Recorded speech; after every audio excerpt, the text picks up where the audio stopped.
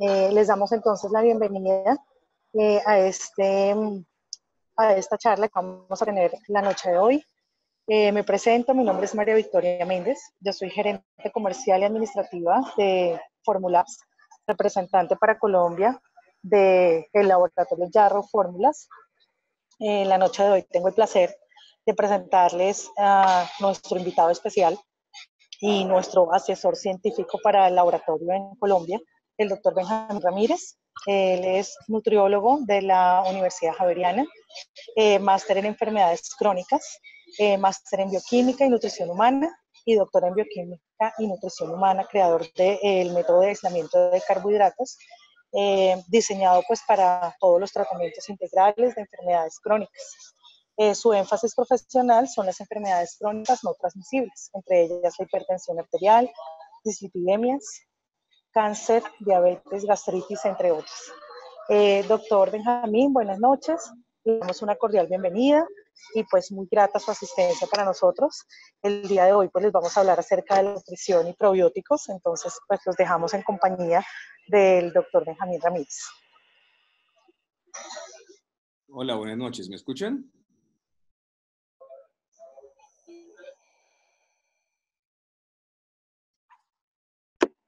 Sí, lo escuchamos. Ok, perfecto. Bueno, ante todo, muchas gracias por estar acá, por asistir a este webinar. La idea, pues, efectivamente es ahondar un poco. Yo sé que hay médicos y hay personas de la salud que están conectadas también a esta transmisión y, pues, también hay pacientes. Entonces, vamos a manejar, pues, un nivel de comunicación en cuanto a la parte técnica que podamos entender y manejar todos. La propuesta, obviamente, es que si alguna palabra no queda clara o si algo no está muy claro a medida que vamos avanzando, pueden levantar la manito en el chat y podemos responder las preguntas y pues podemos ahondar más en el tema.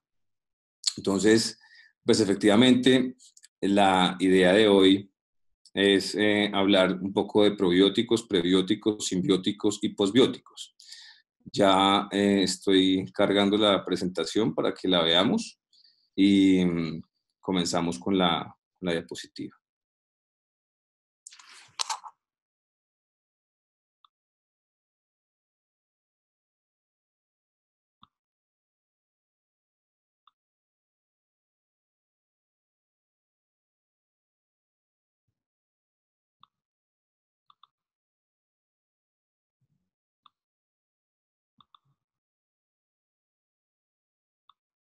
Desde que no me está cargando la diapositiva.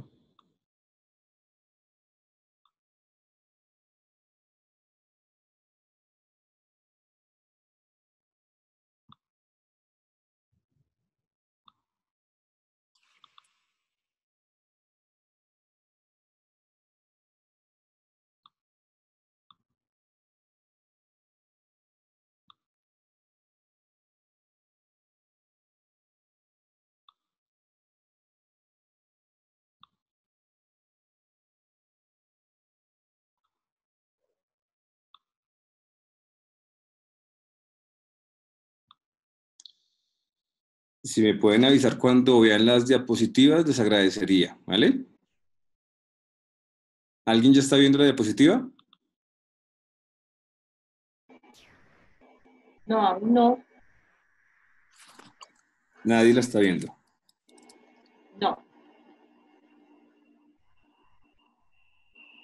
Un segundo. ¿Ahora? Sí, ahora sí. Bueno, perfecto. Entonces ya que logramos... ¿La están viendo en tamaño completo?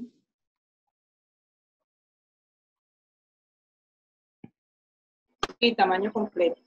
Listo, perfecto. Bueno, entonces como les estaba contando, la idea es que abran sus micrófonos y también pues levanten la manito si tienen alguna duda en el transcurso de la charla. Entonces, como les estaba comentando, la idea es hacer análisis profundo del tema de probióticos, prebióticos, simbióticos y posbióticos en la salud humana. Este es un tema pues, que nos compete a todos, sobre todo los profesionales de la salud, porque pues, básicamente es el futuro de la medicina. ya a nivel preventivo, porque ya podemos tratar enfermedades sin tanto antibiótico y sin tanto concepto anti, y más bien utilizar un concepto pro que vaya a favor de, digamos, todas las funciones y el mantenimiento del equilibrio de la salud humana. Para esto pues vamos a definir algunos conceptos. En primera instancia, pues, ¿qué es un probiótico? Y pues digamos que la definición de la FAO y de la Organización Mundial de la Salud en el 2002 es que son microorganismos vivos que, consumidos en dosis adecuadas y en la frecuencia determinada, pueden aportar beneficios en la salud del huésped. No solamente en los humanos, sino también en las mascotas, y se vienen utilizando, pues obviamente, en diferentes, digamos, microbiotas, que ya vamos a hablar qué es ese tema, pero básicamente el huésped en este caso va a ser el humano que consume ese microorganismo que está vivo y que, si lo consume de manera frecuente, pues puede tener un efecto positivo en la salud, que es básicamente la definición de las guías de evaluación de probióticos en Londres del 2002. Esto es un probiótico, o sea, una bacteria, un microorganismo vivo que usualmente nos va a generar un efecto positivo al consumirlo de manera frecuente. Este es el concepto de probiótico. El concepto de prebiótico son componentes que no son digeribles en el tracto digestivo humano, es decir, son sustancias que quedan de residuo, que no son absorbibles por el intestino delgado, y por los cuales esas sustancias, los probióticos, pueden sobrevivir y pueden colonizar el tracto digestivo más extenso y más largo, que es prácticamente el colon y el intestino grueso. Entonces, la FAO los define como alimentos indigeribles que modulan la microbiota y le confieren un beneficio al huésped. Entonces, tanto la fibra prebiótica, que es la que alimenta a los probióticos, benefician de buena manera las funciones del huésped. Esta es también una revisión de la FAO. Ahora, los simbióticos. ¿Qué es un simbiótico? Un simbiótico es la combinación de una bacteria, es decir, un probiótico y un prebiótico. Y la combinación, pues, lo que hace es buscar la supervivencia de las bacterias durante la colonización en el tracto digestivo humano, pues logrando ese efecto sinérgico. Es como esa foto que ustedes están viendo. Esto es una caja de Petri, y en esa caja de Petri hay un agar, que es el medio de cultivo, y en ese medio de cultivo, donde hay nutrientes y puede haber oxígeno o no, van a crecer ciertas bacterias. Y esas bacterias van a tener un rol. En este caso, ese rol que están teniendo en esa caja de Petri, en ese medio de cultivo, lo van a tener dentro de nuestro colon, y es así como esa caja de Petri tenemos que pensar en nuestro intestino grueso, porque básicamente esa es la colonización que nosotros tenemos que lograr con el consumo de prebióticos. Ahora, este concepto es muy importante porque es un concepto, pues digamos, relativamente nuevo. Es del 2018, básicamente ya se utiliza esta palabra como un concepto técnico a nivel médico, es un posbiótico. Los posbióticos son los metabolitos y los componentes de la pared celular de las bacterias que colonizan el tracto digestivo. Es decir, que después de que esa bacteria come en el colon de la persona, produce unas sustancias que el cuerpo puede, digamos, absorber y puede utilizar en forma de energía, o puede utilizar en forma de sustancias que le van a conferir algún tipo de beneficio, ya sea un antioxidante, un relajante vascular, o sea, digamos, un ácido graso, que es usualmente lo que se produce, que genera algún tipo de respuesta metabólica positiva. Muchas veces esas bacterias se mueren y esa pared celular o esa destrucción de esa pared celular genera sustancias de desecho que al cuerpo también nos genera un tipo de beneficio. Entonces, los posbióticos no solamente son los ácidos grasos de cadena corta que se producen por las bacterias que colonizan el tracto digestivo. Los posbióticos son otro tipo de sustancias que pueden ser antioxidantes, pueden ser terpenoides, pueden ser sustancias químicas que habitualmente al cuerpo le confieren un tipo de funcionalidad terapéutica y que en ciertas dosis pueden ser inclusive mucho más, digamos, benéficos que el mismo probiótico, que el mismo prebiótico y que el mismo simbiótico. Es decir, uno podría consumir el posbiótico de manera intacta, pero obviamente, digamos que se dificulta mucho el encontrarlos actualmente en la industria. Vamos a hablar de todos estos conceptos en el transcurso de la charla. Una de las cosas importantes que tenemos que entender de esta capacitación en microbioma, en microbiota, es que nuestro cuerpo obviamente nace con una información que se le confiere a través de la genómica, de nuestra carga génica, en cuanto a que nosotros tenemos la información de nuestros antecesores, en cuanto a qué bacterias vivían en su interior y cómo vivían en su relación sinérgica a través del transcurso de la vida de esa persona. Entonces, el problema con la microbiota, que son las bacterias que han habitado el planeta y que han sido obviamente, digamos, protagonistas de la evolución de este planeta, ahora obviamente viven en contacto directo con nuestro cuerpo y son mucho más las células de los microorganismos que las mismas células del cuerpo humano. Obviamente estas bacterias han cambiado y han evolucionado a través de muchas cosas. Pues obviamente la contaminación, el clima, el cambio climático ha hecho que estas bacterias se diversifiquen, generen, digamos, ciertos mecanismos adaptativos que han tenido que también convivir pues, con el medio ambiente del ser humano. Estas bacterias van a contaminar todo nuestro cuerpo. Nuestro cuerpo es en toda la extensión. La piel nos va obviamente a contaminar, pues digamos, el tracto digestivo, que es el que más nos compete, el tracto genitourinario, los pulmones, y nuestro cuerpo está obviamente en contacto directo con todas estas bacterias que nos pueden generar muchos beneficios o nos pueden generar muchos traumatismos en el caso de que sean bacterias, digamos, de índole que se aprovechen de condiciones adversas. Por ejemplo, cuando tenemos una persona que está en cuidado intensivo, pues es de alto riesgo que se contamine con bacterias que se vuelven oportunistas y nos pueden generar la muerte. Pero así como son oportunistas en determinadas instancias, son bacterias que nos pueden generar bastantes beneficios porque nos pueden activar muchas partes de nuestro cuerpo, como es el eje del cerebro-intestino, el desarrollo de los órganos, la regulación endocrina, la inmunoregulación, que es el tema que más, digamos, nos llama la atención a los médicos, y obviamente la parte metabólica en la cual tiene directa injerencia estas bacterias. Obviamente estas bacterias pues tienen que vivir con nosotros. Hay un componente genético, hay un componente epigenético. Yo puedo tener una persona que nazca con una muy buena microbiota, pero que sus condiciones ambientales no le son favorables y obviamente esa microbiota no genere ese efecto respuesta que uno busca, que es positivo. La contaminación microbiológica del ser humano viene de entrada por el canal de parto. Cuando un niño nace por un parto normal, digamos vaginal, la cantidad de bacterias que entran por su boca usualmente son diferentes a las que pueden entrar cuando tenemos una persona que nace a través de una cesárea. Y eso tiene una directa repercusión en la salud del niño y en el desarrollo de enfermedades como la enterocolitis necrotizante, como las enfermedades respiratorias que puede tener un niño en los primeros 5 años de vida. Y esto depende por la contaminación microbiológica que tiene durante el canal de parto. Todo esto que está acá en esta imagen es de una revista que se llama Science and the Total Environment, que es una revisión bastante extensa del 2018 del concepto de microbiota y microbioma. Entonces, si alguno de ustedes quiere leer, obviamente, el artículo, con mucho gusto, cuando terminemos la capacitación, yo les puedo compartir los artículos en texto completo. Entonces, entendiendo que estas bacterias pueden ser oportunistas y que pueden ser favorables dependiendo cómo nos comportemos nosotros con el medio ambiente y ellas con nosotros en nuestro estado de salud, vamos a pasar al concepto de la colonización.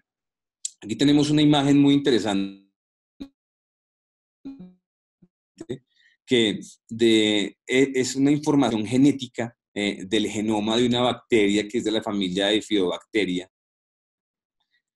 que pasa a través de la madre. En este caso sería un niño con un intestino, digamos, digestivo, su tracto pulmonar, nacen estériles y a través del canal de parto, sea cesárea o sea vaginal, la transmisión vertical pues va a llevar a que el niño se contamine de bacterias. Y esas bacterias van a tener una información directa con su tejido que lo va a predisponer a enfermedades o lo va a eximir de las mismas, dependiendo de ese tipo de bacteria con el que se contamine el niño. Los probióticos son extremadamente importantes sobre todo cuando nace el niño. Uno de los protocolos internacionales es que antes de poner el niño al seno o antes de poner al niño a la leche de fórmula, si no se puede dar leche materna exclusiva, lo primero que se debe hacer es contaminar a ese niño con bacterias y ojalá de la familia bífida. Por eso los probióticos con mejores calificaciones internacionales a través de la industria farmacéutica son los que logran cultivar la familia de las bifidobacterias, porque son las que más tienen directa repercusión con la prevención de enfermedades agudas, como lo puede ser una enterocolitis necrotizante en un niño recién nacido, y enfermedades crónicas en la programación fetal del adulto. Es decir, esas bacterias pueden ser la clave para prevenir enfermedades como la obesidad, el sobrepeso y la resistencia a la insulina. Es una cosa que uno habitualmente no tenía en cuenta cuando estudiaba medicina, cuando estudiaba nutrición, y era no pensar en el potencial microbiológico de estos microorganismos en la salud y en la enfermedad. Y esto, por eso les comento, es la medicina del futuro, porque de aquí se pueden tratar enfermedades que son de alta prevalencia e incidencia a nivel epidemiológico. Aquí tenemos un artículo que es demasiado bueno y se los recomiendo si lo pueden leer. Es un artículo bastante interesante, también es un artículo reciente de mayo del 2018 de una revista que se llama Obesity y nos hace una revisión biológica sobre la fisiología de la obesidad. Entonces, obviamente aquí tenemos lo que les estaba hablando.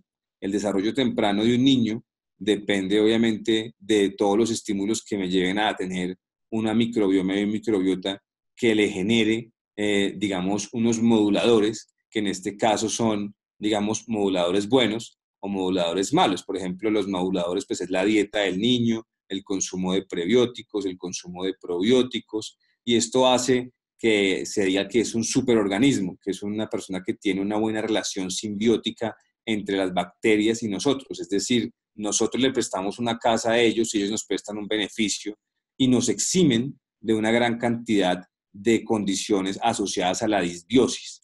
¿Qué es la disbiosis? Ustedes estarán preguntando en este momento. La disbiosis pareciera ser la clave de todas las enfermedades crónicas que actualmente los médicos tratan en su consulta diaria. Las enfermedades cardiovasculares, las enfermedades neurodegenerativas del sistema nervioso central, las enfermedades autoinmunes, los problemas metabólicos como la diabetes y pues en este caso la obesidad, que es una cosa que ya se nos está haciendo de las manos, que ya tenemos casi el 25% de la población global en obesidad por índice de masa corporal. Entonces, cuando tenemos una buena relación entre el host que somos nosotros y la bacteria, estamos en simbiosis y probablemente estamos en equilibrio. Cuando tenemos unas bacterias que no hacen parte de nuestra microbiota, que no hacen parte de nuestra programación fetal, que no hacen parte de nuestra información genética, y obviamente esto se va a llevar a cabo cuando utilizamos antibióticos de manera indiscriminada, cuando tenemos ciertas características donde se pueden cambiar las bacterias. Por ejemplo, en el cáncer, un paciente con cáncer tiene de entrada una disbiosis, sobre todo si está en quimioterapia y está en radioterapia activa, cuando tenemos personas con enfermedad celíaca o intolerantes al gluten, cuando tenemos personas con características como la diabetes, cuando la dieta tiene consumo de productos que son alergénicos, que nos desarrollan, por ejemplo, una permeabilidad intestinal como el síndrome de colon irritable. Esto es lo que genera la disbiosis. Y si yo tengo una condición aguda como esta, probablemente migre a esta de una manera más crónica, simplemente por tener unos microorganismos que no hacen parte de la biología normal de nuestro, digamos, programación desde cuando estamos en el útero. Entonces es importante entenderlo porque los probióticos no solamente los tenemos que consumir cuando somos bebés, los probióticos los debemos consumir en el transcurso de toda la vida y debemos tratar de cultivarlos y debemos tratar de mantenerlos con vida en el transcurso de toda nuestra interacción simbiótica con ellos en toda la vida que tengamos. Ahora, este también es un artículo que me gustaría que ustedes pudieran leer. Como les digo yo, después de que acabe esta transmisión, si ustedes requieren la información completa de los artículos, con mucho gusto se las puedo hacer llegar a donde ustedes me indiquen a manera de texto completo. Simplemente me gusta colocar las referencias completas porque me gusta utilizar y exaltar el trabajo de las personas que se han dedicado a la investigación en este tema tan importante. Esto es una revista que se llama Archives of Microbiology, que también es del 2018, y este nos va a hablar de una cosa que es importantísima, que es esto. Conocer esto es muy importante, sobre todo para los médicos, porque conociendo cómo es la distribución de las bacterias en todo el cuerpo, sobre todo en el tracto digestivo, podemos asociar esto a muchas enfermedades o a la ausencia de las mismas.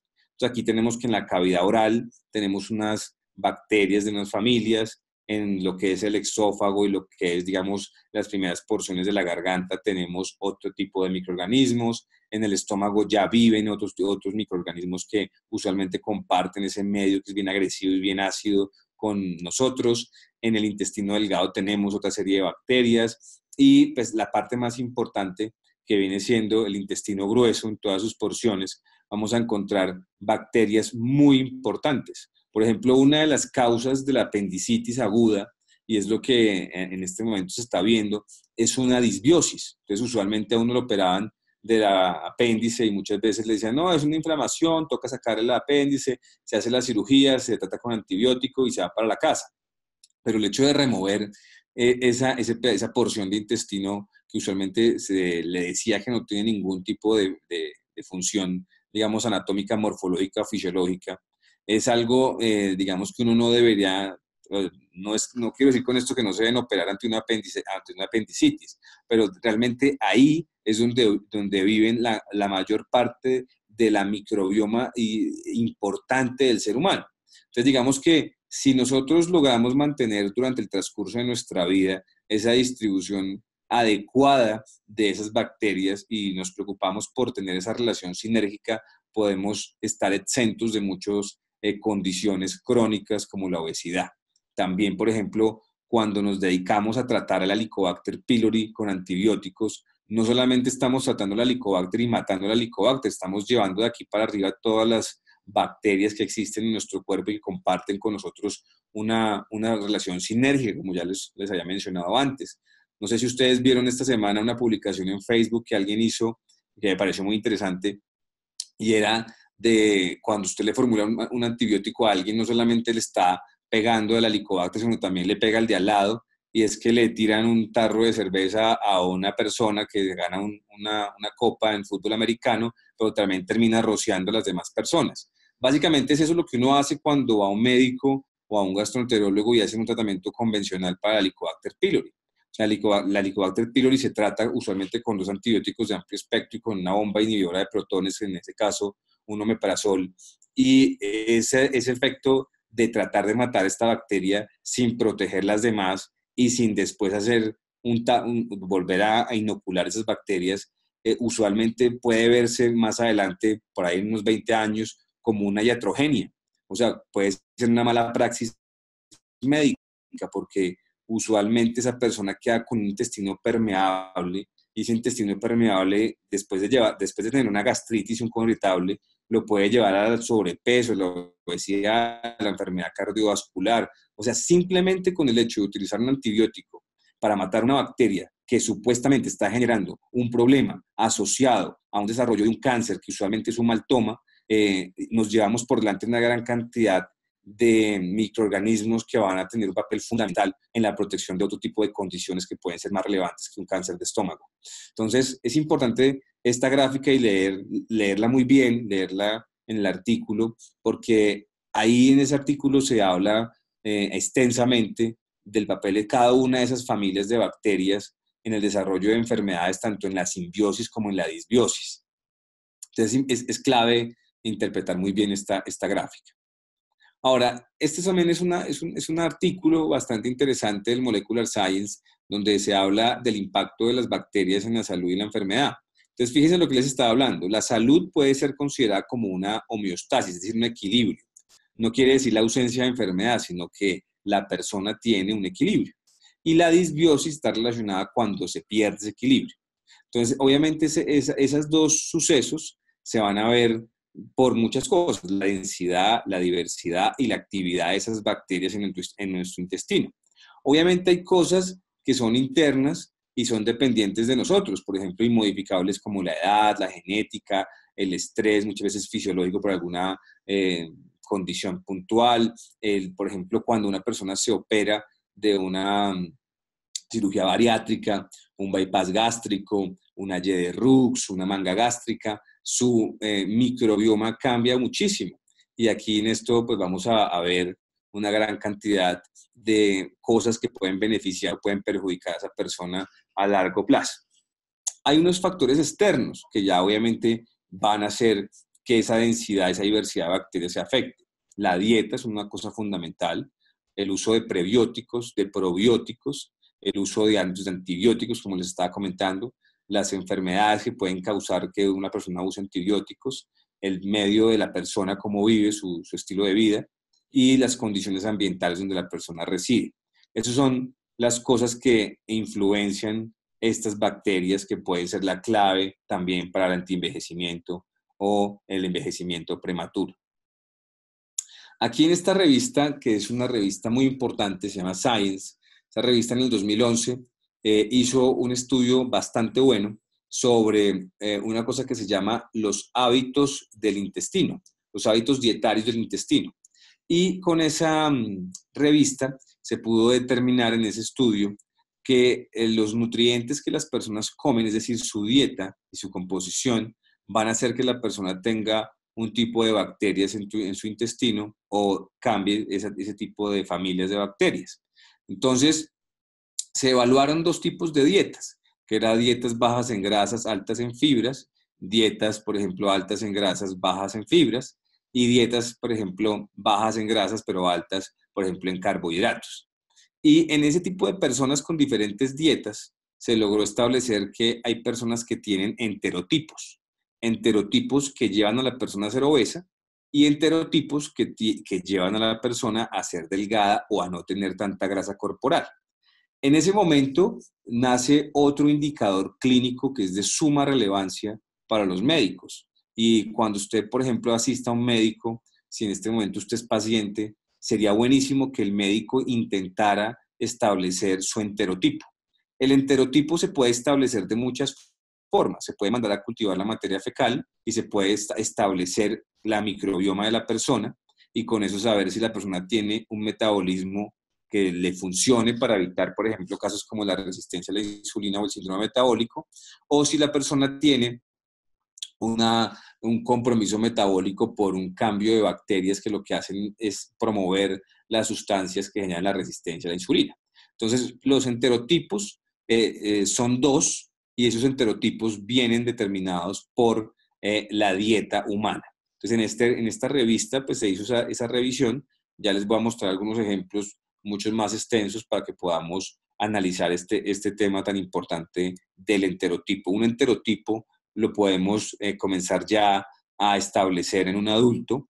Es poco probable que se establezca un enterotipo en un niño porque hay muchas variables que no se controlan, sobre todo en la dieta. Entonces, por eso habitualmente el enterotipo de esta revista o de este artículo fue hecho en adultos, no en niños.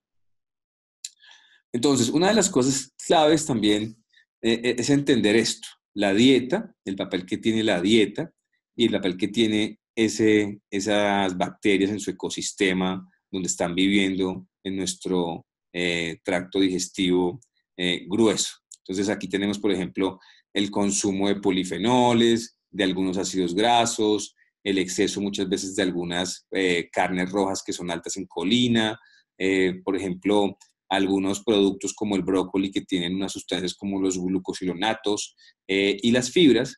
Este tipo de sustancias que uno habitualmente consume van a tener una directa relación con esas bacterias que viven con nosotros. Esas bacterias tienen unos genes y esos genes de esas bacterias hacen que se produzcan una serie de metabolitos.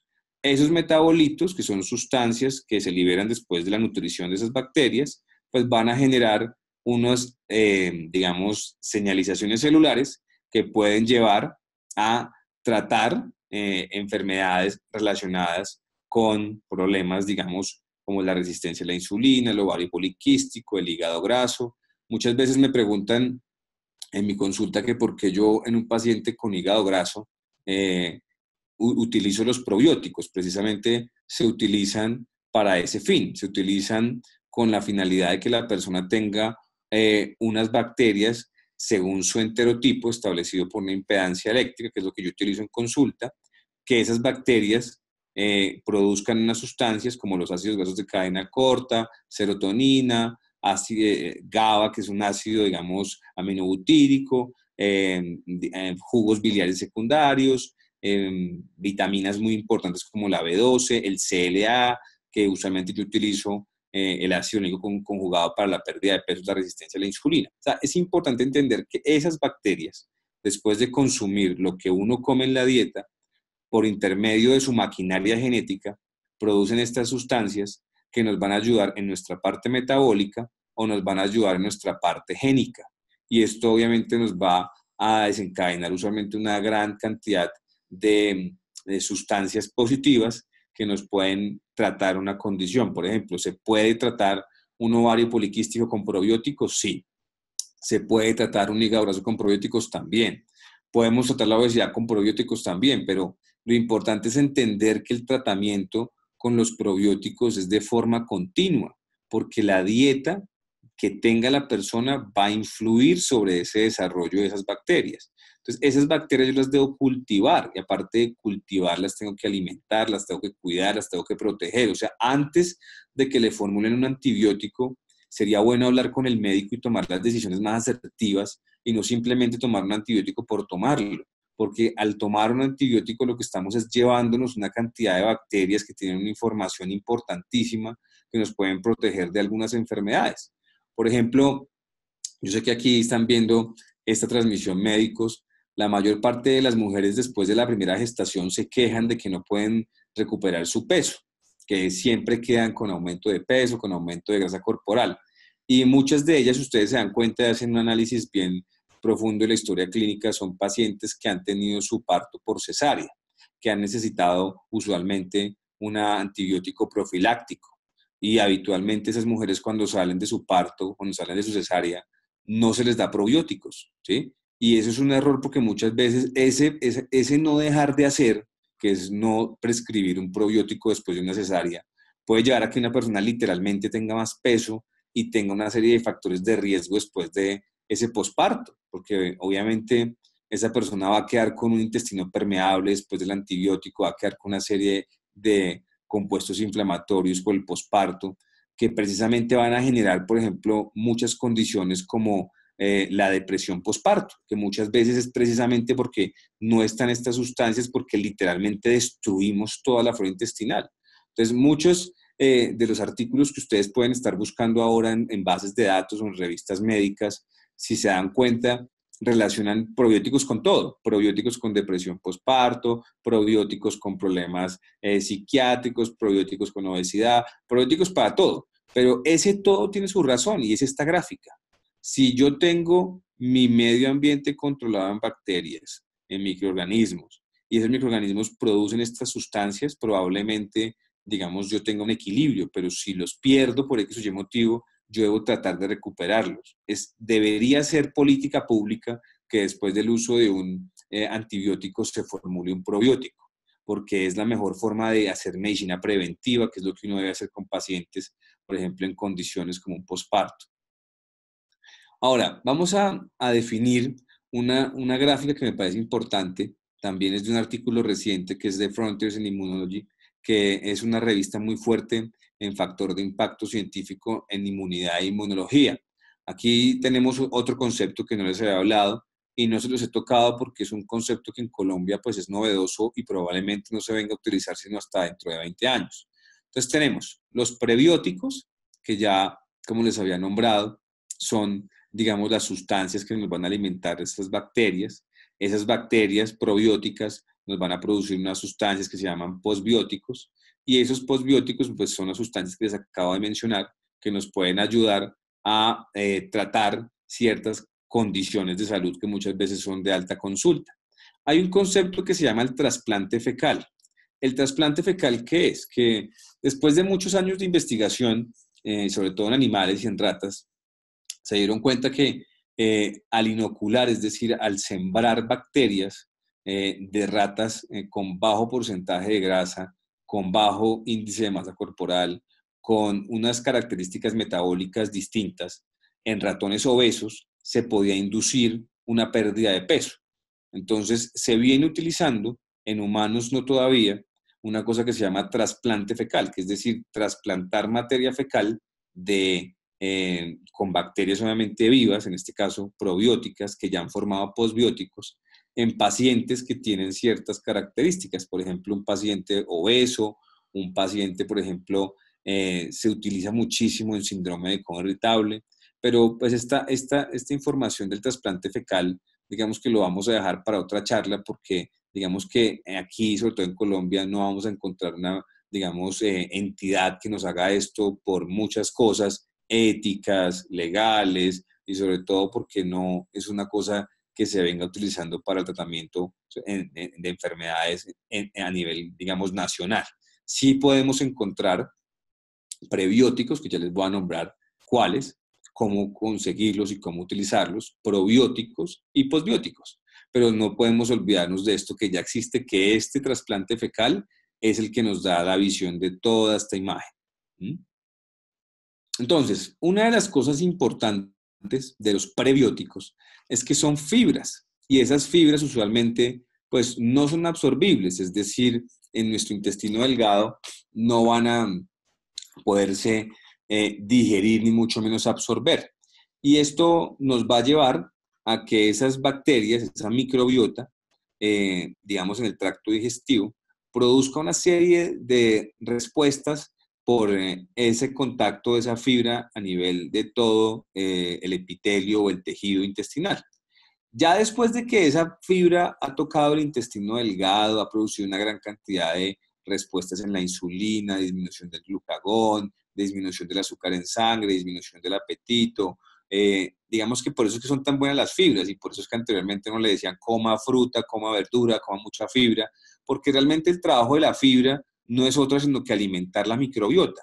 Entonces, si yo logro alimentar la microbiota, todos estos beneficios van a venir en consecuencia.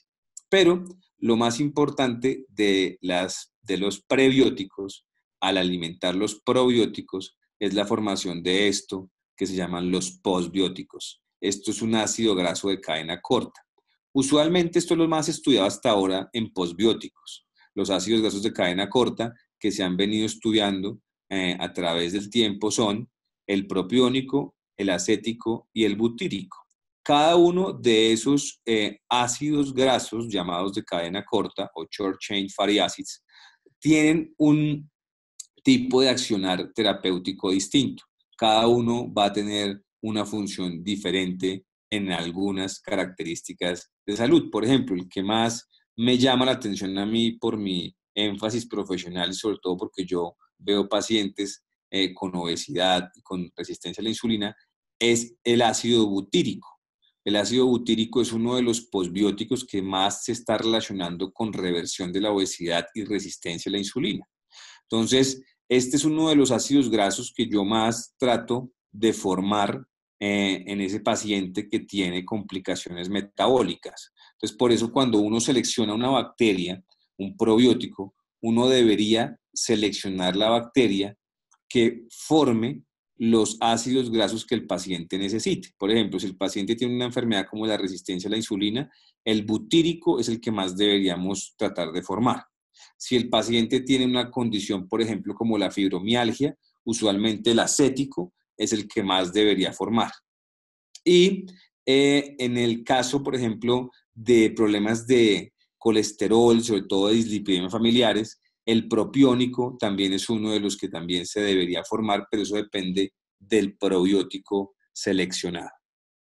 Hasta aquí, en esta primera transmisión, ¿tienen alguna pregunta? ¿Siguen en la transmisión? ¿Están escuchando bien?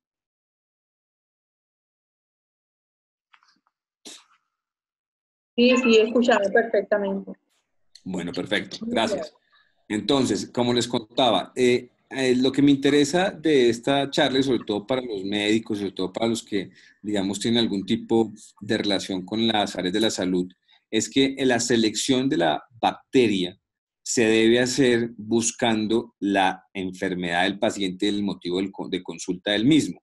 Si yo selecciono la bacteria y selecciono bien la fibra, probablemente el posbiótico que se produzca va a tener una repercusión positiva en alguna de esas condiciones que yo estoy buscando. Entonces, por eso no podemos estandarizar el tratamiento. Es decir, mucha gente va, digamos, al médico de urgencias y es que tiene diarrea, sí, dele tal bacteria en tal presentación y ya, eso es para todo el mundo lo mismo. No, no necesariamente para todo el mundo es la misma bacteria porque toca hacer una buena análisis de la historia clínica del paciente para saber titular la dosis de la bacteria, de la presentación de la misma y sobre todo con qué voy a alimentar esa bacteria para que se me formen esos posbióticos, en este caso esos ácidos grasos, en este caso de cadena corta. Como les digo, yo les voy a hacer mucha énfasis en esta charla al butirato porque es el que más tiene evidencia clínica y científica, sobre todo en procesos de modulación de la integridad de la mucosa intestinal, sobre todo en personas con resistencia a la insulina.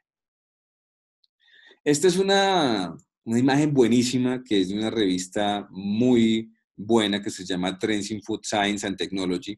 Es una revista, pues digamos, de que tiene mucho tiempo, es un artículo del 2018, o sea, esto es un artículo que salió hace poquito. Y aquí tenemos el concepto de los posbióticos, que es lo que yo quiero que más hagamos énfasis el día de hoy. Los posbióticos, como les digo, son componentes microbianos, ¿sí? Que pueden, digamos, liberarse por la muerte de esas bacterias en la pared celular, como el peptidoglicano, como las proteínas de la membrana celular, algunos polisacáridos, algunos ácidos que son liberados por esas bacterias que se mueren en el colon de nosotros. Y algunas son metabolitos que producen. Entonces, unos son componentes y otros son metabolitos excretados. Esto es porque la bacteria se muere y esto es porque la bacteria come y produce. Entonces produce enzimas, ¿sí? Como la glutatión peroxidasa, como por ejemplo algunas proteínas, algunos péptidos importantes como relajantes vasculares, algunos polisacáridos y pues lo que más les dije que se viene utilizando son los ácidos grasos de cadena corta. Este es el intestino grueso. Estas son células del intestino grueso. Algunos efectos, sobre todo los de la membrana, son efectos locales, es decir, van a hacer efecto acá, en la misma célula. Van a hacer que se produzcan más células que le van a proteger a uno en la inmunidad cuando es un paciente que tiene un recuento bajo de neutrófilos. Es un efecto antiinflamatorio, por ejemplo, en una enfermedad de Crohn. Y también son antimicrobianos, por ejemplo, cuando tenemos una diarrea con una gastroenteritis de origen infeccioso, digamos que lo que uno debería utilizar no sería un antibiótico, sino debería utilizar esto, algún tipo de ácido derivado de esa muerte celular, sobre todo algunos polisacáridos. Estos son efectos locales. El efecto sistémico del posbiótico ya viene derivado del metabolito. Entonces, por ejemplo, las enzimas, las proteínas y los lípidos van a pasar esa membrana de la célula, del colon, y ya van a llegar a la sangre. Y en la sangre van a tener efectos sistémicos. Esos efectos sistémicos son bastante interesantes. Antioxidantes, bajan el colesterol en la sangre, antihipertensivos, antiobesogénicos y antiproliferativos. Entonces, por eso es que ustedes cuando se meten a bases de datos o cuando se meten a revistas o ponen en Google a los pacientes que no usan las bases de datos o revistas científicas, uno pone probióticos y le sale para todo. Que probiótico para el antienvejecimiento, que para que le baje el colesterol, que para que le baje la tensión, que para que le baje la obesidad, que para que le baje, por ejemplo, el riesgo de cáncer. Pues fíjese que sí es cierto. Y ese cierto no viene derivado de la bacteria, ni viene derivado del prebiótico, viene derivado del posbiótico, que es lo que uno debería utilizar para tener el efecto sistémico. Por eso es una de las razones por las cuales algunos pacientes que están conectados en esta transmisión, esa es la explicación por la cual yo utilizo el ácido linoleico conjugado, que es un posbiótico. Ya más tarde, cuando termine la charla, podemos hablar de lo que algunos médicos dicen del CLA, pero teniendo en cuenta la bioquímica nutricional. Obviamente, este efecto sistémico tiene un efecto en los órganos y en los tejidos, sobre todo en el tejido adiposo, en el hígado y en la parte cardiovascular. Lo más importante para mí de los posbióticos es que se puede tratar la resistencia a la insulina sin utilizar ningún tipo de medicamento como la metformina, la Victoza, el ezetimibe. Entonces, con esos, digamos, sustancias que son literalmente más inocuas o más naturales, entre comillas, podemos tener un efecto sistémico similar al de un fármaco y lo podemos tener con efecto sostenido. Por ejemplo, mucha gente me pregunta, ¿cuánto tiempo puedo tomar el CLA? ¿El CLA es malo? ¿El CLA me va a causar problemas a nivel hepático? No, porque el efecto del posbiótico debería ser sistémico de siempre, no debe ser simplemente para tratar algo, sino para prevenir que se presente. Ahora, este es un libro que se llama The Human Microbiota and Chronic Disease. Es un libro también muy bueno.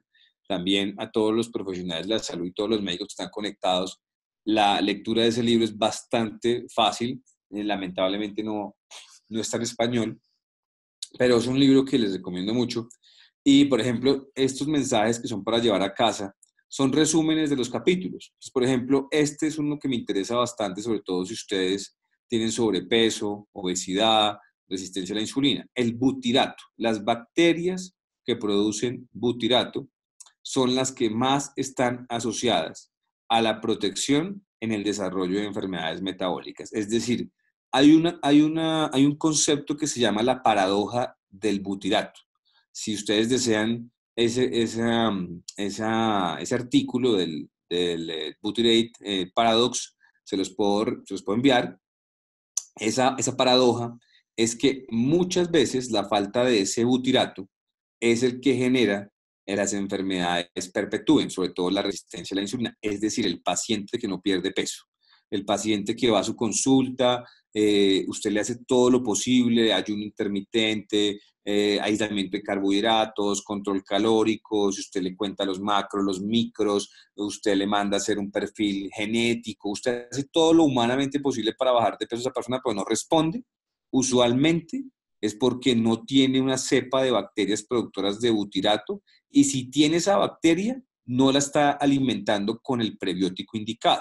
Entonces, por eso, este capítulo que se llama la microbiota intestinal y el factor preponderante en la obesidad, la diabetes, la aterosclerosis, es muy interesante en su lectura porque nos da mucha luz, sobre todo a los profesionales de la salud, en cómo debemos abordar condiciones como la obesidad desde la microbiología.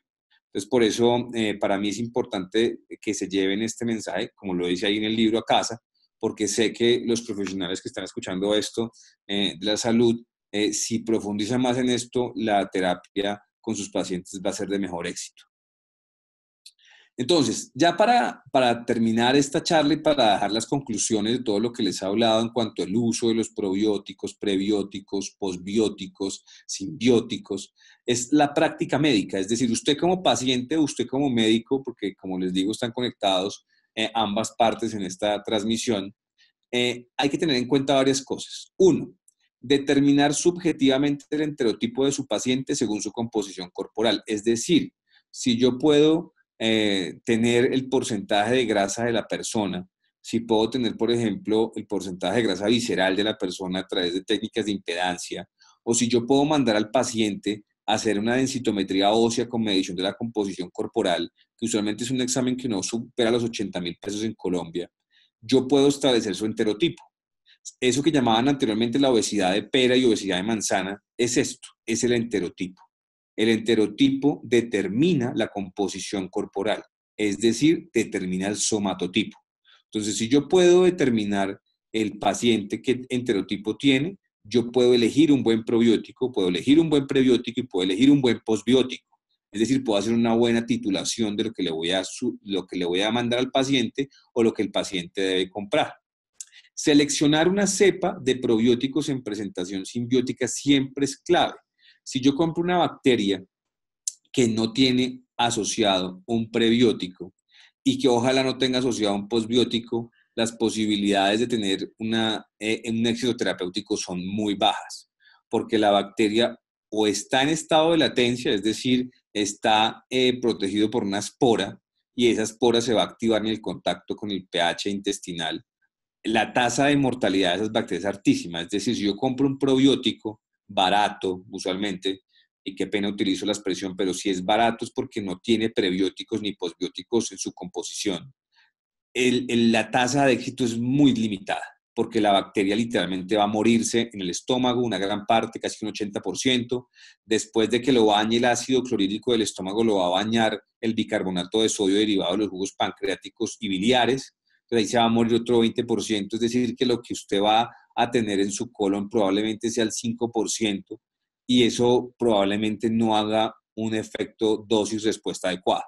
Entonces, por eso es importante que el probiótico seleccionado por el médico, por usted como paciente, si lo compra over the counter o digamos OTC, que es el que venden en acceso sin formulación del facultativo, pues sea un probiótico combinado con prebiótico y posbiótico. Ahora, tercero, titular la prescripción según el tipo de dieta para proteger el agente microbiológico. Es decir, si yo compro un buen probiótico y lo compro como simbiótico, pero yo no protejo ese agente microbiológico con la dieta, pues probablemente ese se va a perder. Es decir, si yo tengo un paciente o yo le mando a un paciente un probiótico y después del probiótico se toma un café caliente, probablemente las bacterias van a ser más, o sea, van a morir por el uso del café. No porque el café sea malo, sino porque el ácido que tiene clorogénico, el café va a ser bactericida, va a matar esa cepa de bacteria. Si yo me lo tomo con un chocolate caliente, si me lo tomo con una comida que tiene una combinación de carbohidratos que van a producir más ácido, entonces obviamente eso limitaría mucho el accionar de la bacteria. Por eso yo siempre soy partidario de que los médicos formulen a sus pacientes con probióticos con el estómago totalmente vacío y sobre todo con un agente, por ejemplo, como el aloe vera o el agua de coco o la famosa agua alcalina, para que se proteja esas bacterias en el trayecto de la primera porción gastrointestinal. En este caso sería obviamente el estómago y el intestino delgado. Evaluar el agente microbiológico, es decir, si yo compro un probiótico, lo mínimo que me debe decir es que la concentración mínima es de 10 a la 10 unidades formadoras de colonia. Porque si compramos una que sea menos de esto, pues probablemente van a ser muy pocas las bacterias. Y obviamente esto nos va a generar problemas, la termoresistencia, la longevidad de la bacteria, el estado inactivo de la misma. Entonces, obviamente son cosas que uno debe evaluar antes de comprar un probiótico. Si estas características no se cumplen, por ejemplo, si usted recibe un visitador médico, si usted es médico y le presenta un probiótico, esto que le estoy mostrando en estas diapositivas es lo que usted le tiene que mirar, porque es lo que realmente le va a decir a usted si el probiótico es bueno o no es bueno, si la trazabilidad del producto es bueno o no es bueno, porque de nada te sirve tener una bacteria buenísima asociada con producción de butirato para la obesidad si la bacteria no cumple con estas características farmacéuticas. Oiga, la segunda cosa es la portabilidad y el modo de administración. Es decir, yo puedo tener este primer punto chuleado, pero si el producto no es portable y el modo de administración es muy difícil, pues lo mismo, todas estas bacterias van a morirse. El transporte y el almacenamiento. Usualmente cuando uno compra un probiótico, y esto es para mis pacientes que están escuchando, siempre debería en Bogotá guardarse en la nevera, en una temperatura no menor a 4 grados centígrados, sino mayor a 18 grados centígrados, a temperaturas literalmente, digamos, ambiente, por llamarlo así en Bogotá, y si están en tierra caliente, protegerlo en nevera, no meterlo al congelador. La administración y el empleo concomitante con alimentos, lo que les estaba diciendo. Si yo compro un probiótico y al momento me tomo, por ejemplo, un café, pues probablemente voy a ir en contravía de eso que estoy buscando en la práctica, pues para mejorar esa simbiosis y tratar esa disbiosis. Y obviamente el costo-beneficio. El costo-beneficio, ¿por qué? Porque muchas veces se manda el probiótico, pero si yo le mando un probiótico a una persona que tiene un enterotipo, que es literalmente un enterotipo asociado a enfermedades como la resistencia a la insulina, pues no podemos simplemente mandarlo por un mes. Para que ese paciente se beneficie con el consumo de probióticos, tocaría exponerlo mínimo 3 meses a la misma bacteria, ¿sí? Al mismo agente microbiológico, a la misma fibra y al mismo posbiótico, para que usted pueda comenzar a ver cambios en el enterotipo. Es decir, cuando usted lo comience a pesar nuevamente o cuando usted se comience a pesar nuevamente, usted ya debe ver un cambio en el enterotipo. Es decir, la grasa corporal literalmente debe estar bajando a medida que se instaura esas bacterias y producen esas sustancias en el colon. Entonces son 5 cosas que son los decálogos que yo usualmente utilizo para recomendarle un probiótico a un paciente o recomendárselo a un colega médico o nutricionista o nutriólogo. Aquí está, por ejemplo, la tabla nutricional de uno de los probióticos que yo más utilizo. y cumple con todas las características. Costo-beneficio, una cápsula, ¿sí? Servicios por contenedor, 60, es decir, el tratamiento puede ser, dependiendo del paciente, 30 días o 60 días. Entonces, obviamente, esto me cumple con el costo-beneficio. Porque si yo tengo un serving size de 10 cápsulas y me dura 10 días, pues puede que sea de pronto más barato, pero ¿en cuánto lo va a gastar? ¿Y cuánto va a volver a comprar si el tratamiento va a ser largo?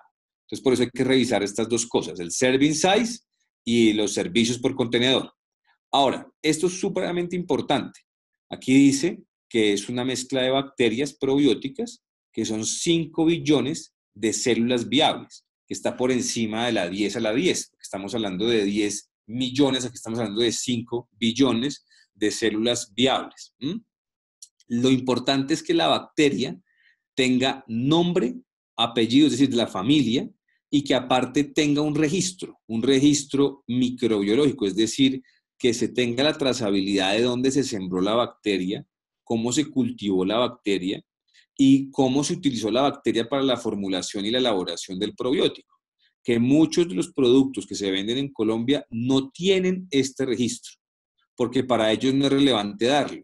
Pero para el profesional de la salud y para usted como consumidor, si no es profesional de la salud, es una información sumamente viable. Esta es la, digamos, titulación de la bacteria, de dónde se cultivó, la trazabilidad del microorganismo. Y esto es muy importante. La cantidad, mínimo 5 billones de células viables cuando usted las consume al tiempo. Obviamente, le están dando la recomendación de dónde lo tiene que guardar y cómo lo tiene que consumir antes de que la bacteria probablemente pues, perezca, porque el estado vegetativo no va a durar para toda la vida. Entonces, esto es importantísimo. Con esto, con esta información subrayada, ustedes pueden elegir un buen probiótico o un simbiótico. Ahora vamos a ver los prebióticos. ¿Qué clases de prebióticos hay?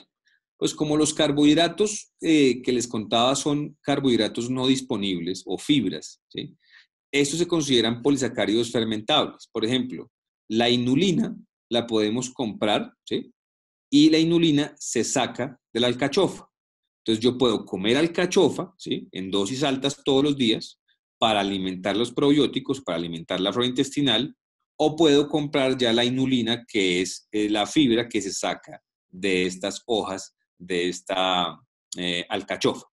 Entonces, la fuente más grande de fibra en el planeta Tierra, de fibra prebiótica, es la inulina. Por eso es una de las más vendidas, la llamada FOS, porque estas son las que más están relacionadas con que las bacterias tengan una muy buena nutrición. Es como el concentrado de las bacterias, por llamarlo así. Aquí obviamente vamos a encontrar otras fibras prebióticas, como los famosos fructoligosacáridos, los betaglucanos derivados de la avena y los almidones resistentes, que les recuerdo que este próximo sábado tenemos un taller en Cocina Viva en Bogotá de almidones resistentes, donde vamos a aprender cómo, utilizando los choques térmicos, podemos sacar del arroz, de la pasta, de la yuca, del plátano verde, podemos sacar fibras que nos pueden alimentar muy bien a los probióticos y que podemos con ellas formar posbióticos para el tratamiento de la obesidad. Es decir, podemos tener una persona comiendo arroz y perdiendo peso. Entonces, pero esto obviamente se tiene que hacer bajo técnicas, digamos, de cocina que permitan que los almidones se vuelvan resistentes. Entonces, como les digo, esto es un prebiótico. Ahora, el probiótico. Aquí tenemos un probiótico. Esta es la tabla nutricional. Como les digo, revisen las informaciones, serving size, el serving por contenedor, las bacterias y sus unidades formadoras de colonia, UFC. Entonces, son cepas de bacterias en estado de latencia o vivas con un potencial de colonización. Esto, lamentablemente, a las personas que están escuchando este webinar, ustedes no van a poder hacer bacterias en la casa. Es decir, el paciente que le diga a uno que es que él está haciendo su kefir, que él está haciendo su yogur y que él está consumiendo probióticos naturales porque él los está haciendo en la casa, eso no es posible. La única forma de cultivar probióticos, literalmente, es cultivarlos por laboratorio para obtener una concentración tan alta que estén vivas, que resistan todo ese tránsito y que lleguen a colonizar.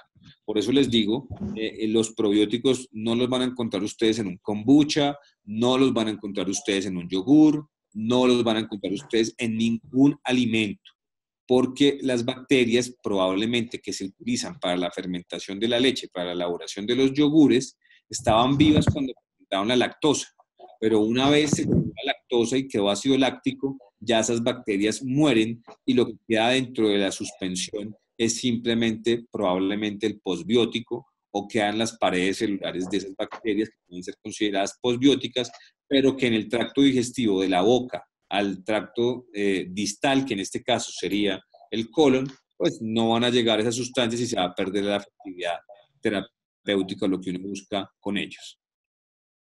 Posbióticos, que es la parte más importante de hoy, sobre todo quiero que traten de darle una buena revisión a este tema, porque es el arsenal terapéutico que ustedes, los médicos que están conectados, los pacientes, van a tener de aquí para arriba. Ácidos grasos de cadena corta, los famosos MST, ahí están los que ya les hablé. Ahí tenemos el butírico, el propiónico y el acético. Como les digo, el que más se utiliza es el butírico para la resistencia a la insulina. Ácidos grasos con isómeros biológicamente activos, el famoso CLA. Muchos médicos leen artículos científicos y dicen, por ejemplo, que el consumo del CLA está asociado con esteatosis hepática. Sí, pero es un CLA que tiene un isómero diferente. Recuerden que los ácidos grasos usualmente son de 4 carbonos a 25 carbonos y que esos carbonos tienen dobles enlaces y pueden presentarse en forma cis o forma trans. El CLA o el ácido linoleico conjugado que producen los probióticos a nivel intestinal es uno donde la presentación cis está en el carbono 9 y la presentación trans está en el carbono 12. Ese es el isómero. Y ese es el que usualmente tiene más efecto en la resistencia a la insulina.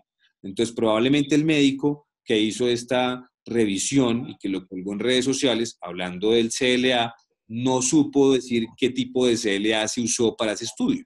Y eso es lo que hay que estudiar con lupa. No se puede simplemente levantar prejuicios de valor sin tener en cuenta la bioquímica, que es lo que se está diciendo. Ahora, tenemos aminoácidos esenciales o condicionales, aminas biológicamente activas, flavonoides y terpenoides. Todo eso está en estos alimentos, en el coco y en el aguacate. Por eso es que está tan de moda ahora en las dietas cetogénicas, en el aislamiento de carbohidratos, en las dietas macro, en las paleo, porque resulta que estas grasas son posbióticas, es decir, esto se produce cuando la bacteria se come la inulina o cuando se come la fibra, produce estas sustancias que ya vienen insertas en algunos alimentos, sobre todo en el coco y sobre todo en el aguacate. Entonces, por eso estos son los que ustedes ahorita ven que están de moda porque literalmente tienen una muy buena evidencia y funcionan muy bien en tratamientos médicos nutricionales. Más posbióticos. Ácidos grasos de cadena corta, MST. Aquí tenemos, por ejemplo, dentro de estas presentaciones, por ejemplo, ese tipo de sustancias en la cúrcuma, ¿sí? Donde tenemos tés que están hechos con esos posbióticos. El vino tinto es una fuente de posbióticos. Literalmente, cuando uno hace vino, el vino obviamente es la fermentación de la cáscara y el mosto de la uva, y de algunos tipos de uva, y entre la maduración en las barricas o en los procesos de maduración y elaboración del vino, lo que queda dentro de la botella del vino son posbióticos. Y esos posbióticos son considerados flavonoides y terpenoides. Por eso se dice que la bebida que tiene más antioxidantes es el vino tinto, porque literalmente dentro del vino están esas paredes celulares de las bacterias que fermentaron la uva y están esas sustancias que fueron desecho de las bacterias. Por eso dentro del vino pues está el famoso resveratrol, que es un posbiótico. Y tenemos pues obviamente jugos verdes, como es este, que es el que yo más utilizo en mi consultorio, que es un prebiótico y tiene características de posbiótico, porque está hecho con resveratrol, está hecho con sustancias derivadas del brócoli, que habitualmente nos dan unas sustancias posbióticas bastante terapéuticas, sobre todo para casos como la resistencia a la insulina. Más posbióticos, tenemos pues, algunos aminoácidos, como les dije, la famosa lactoferrina, algunos compuestos como la natoquinasa, el famoso vinagre de manzana orgánico, ¿sí? Eso es un posbiótico, la lisina, que es un aminoácido, los derivados del sulforano, que son, digamos, todo lo que es derivado del brócoli, y el perostostigbeno también, que es un activador de las sirtuinas, que son proteínas transportadoras de células satélite, que son importantísimas, sobre todo para pacientes en cáncer. Entonces, por eso, los posbióticos son estos. Todos estos son derivados del metabolismo de las bacterias junto con un prebiótico. Entonces, ¿por qué tienen efectos positivos? Precisamente por lo mismo. Por ejemplo, el vinagre de manzana no es que baje el azúcar. El vinagre de manzana no es que adelgace, como lo dicen algunos, digamos, algunas personas en redes sociales. Simplemente el vinagre, como ustedes se dieron cuenta, tiene ácidos grasos de cadena corta, entre esos el acético. Y ese es un ácido graso que habitualmente, como ustedes se dieron cuenta en una diapositiva anterior, pues tiene directa relación con algunas mejorías a nivel inflamatorio y metabólico, que no es que yo me tome el vinagre y me baje el azúcar y eso sea un antidiabético o no, sino que si yo lo consumo con determinada frecuencia, pues probablemente tenga un efecto, obviamente asociado a la dieta, la actividad física, el patrón de sueño. No solamente puedo pretender que el posbiótico me haga todo el trabajo si yo no controlo las demás variables, como ya lo vimos en otras diapositivas. Este es el resumen pues, de lo que les quería hablar en cuanto a probióticos, prebióticos, posbióticos y simbióticos. Como les digo, si ustedes quieren que revisemos más información, pues yo con mucho gusto les envío los artículos en su texto completo. Y pues espero que les haya gustado esta capacitación, que hayan sacado provecho, que tengan muchas preguntas y procederemos a responderlas. ¿Seguimos conectados?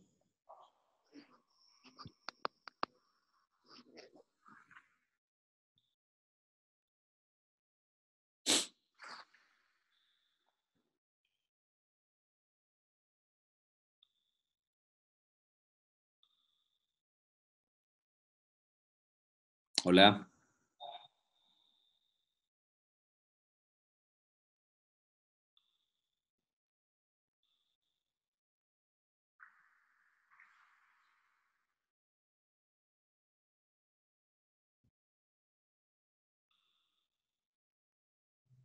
¿Alguien tiene preguntas? Pueden simplemente abrir el micrófono y hacer la pregunta correspondiente. Hola, buenas noches, doctor. Doctor, ante todo, pues muchas gracias. Ahí en la parte del chat hay varias preguntas que han estado formulando algunos de los participantes. No sé si puedo...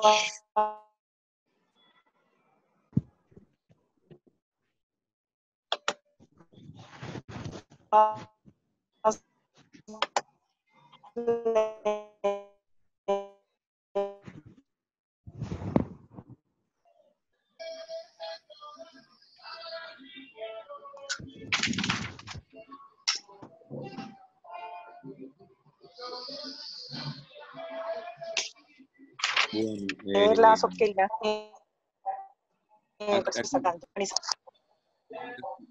Sí, si quieres que lo modere ella, porque pues aquí he visto algunas preguntas.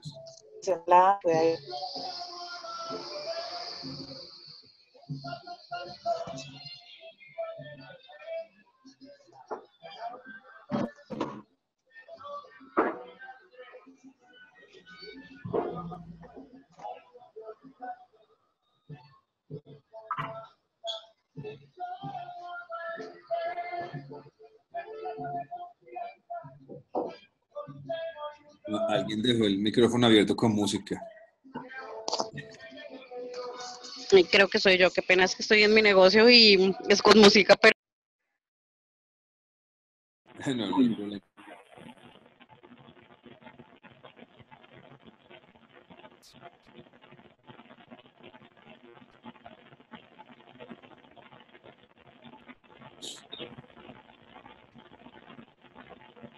Doctor, buenas noches.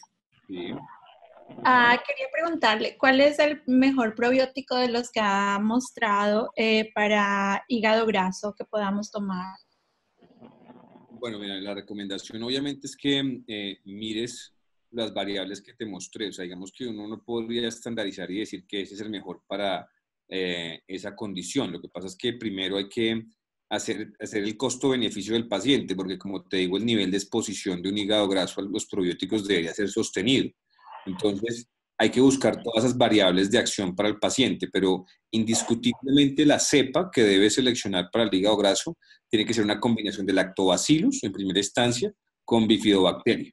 Esos son los que tienen que estar, digamos, combinados en el probiótico, en el agente microbiológico, y como te digo, tienes que revisar que cumpla con las características de unidades formadoras de colonia, ojalá por encima de 5, de 10 a la 10 millones, y que esté asociado con que sea un simbiótico más que un probiótico.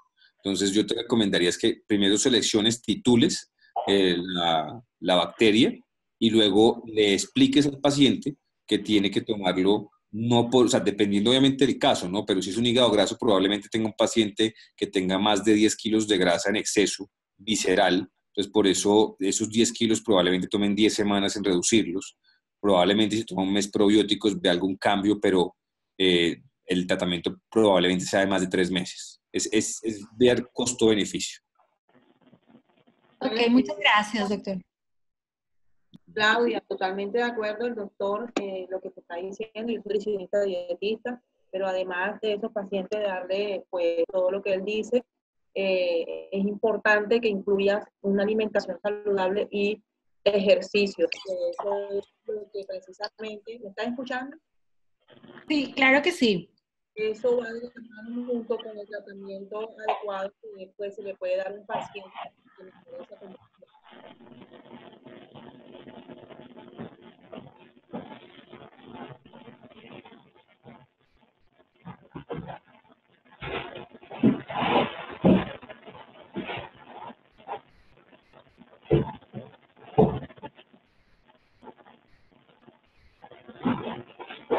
Aló, ¿Bien?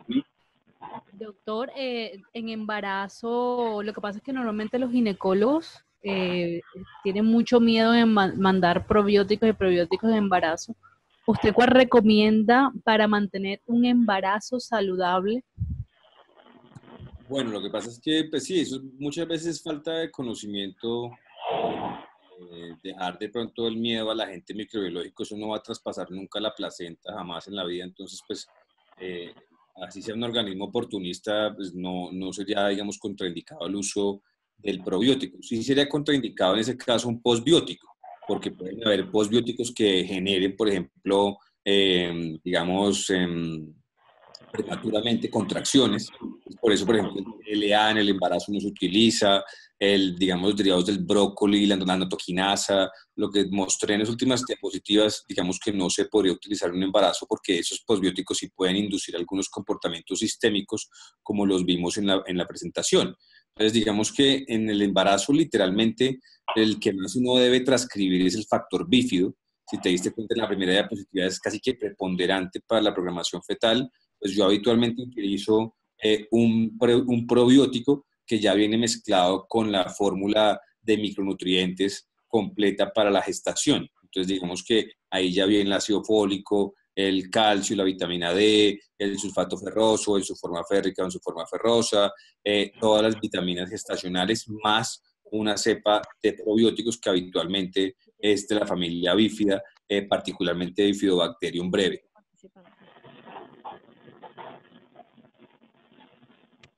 Muchas gracias, doctor. ¿Vale?